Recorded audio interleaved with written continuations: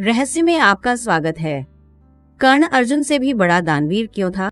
जैसा कि हम सभी जानते हैं कि भारतीय इतिहास में कर्ण के समान कोई दूसरा महान दानवीर नहीं है, लेकिन ऐसे बहुत कम काम हैं जो हम उनके बारे में जानते हैं। तो आज के वीडियो में हम कर्ण के कुछ ऐसे कामों के बारे में चर्चा करने जा रहे हैं जिनके कारण उन्हें बुलाया जाता है दानवीर कर्ण। हमेशा कहा जाता है कि कर्ण कभी भी किसी को अपने यहाँ से खाली हाथ नहीं जाने देते थे, खासकर तब जब कोई मदद मांगता हो। व्यक्ति द्वारा जो भी मांगा जाता है उसे बिना किसी दूसरे विचार या अभिमान के दे दिया जाता है। वह एक महान योद्धा ही नहीं बल्कि उस समय के महान दानवीर भी थे।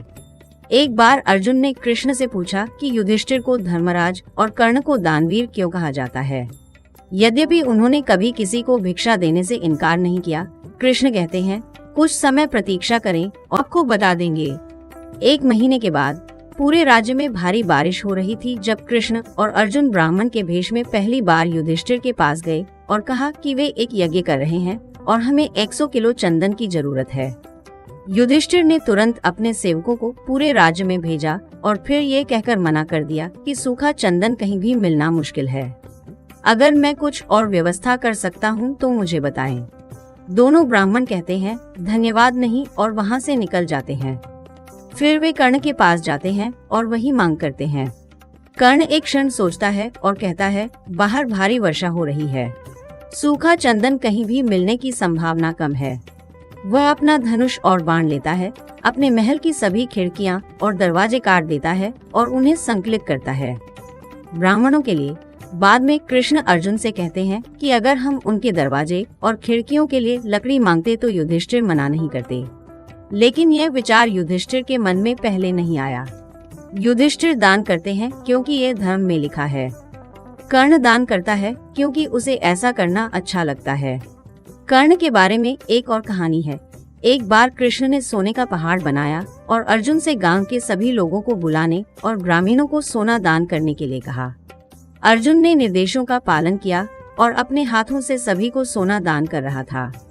गांव वाले उसकी प्रशंसा करने लगे। सारी प्रशंसा सुनकर अर्जुन को गर्व महसूस हुआ। उधर जब कृष्ण ने कर्ण को बुलाया और ऐसा ही करने को कहा तो कर्ण ने घोषणा की, ये सोना तुम्हारा है, इसे आप अपनी जरूरत के हिसाब से ले सकते हैं। इतना कहकर कर्ण चला गया। अर्जुन आश्चर्यचकित और भ्रमित था। कृष्ण समझ गए। कृष्ण ने अर्जुन से कहा, जब तुम्हें सोना बांटने के लिए कहा गया था तो तुम ये तय कर रहे थे कि प्रत्येक ग्रामीण को कितना सोना चाहिए। आप ये जानते हुए भी ऐसा कर रहे थे कि ये दान है।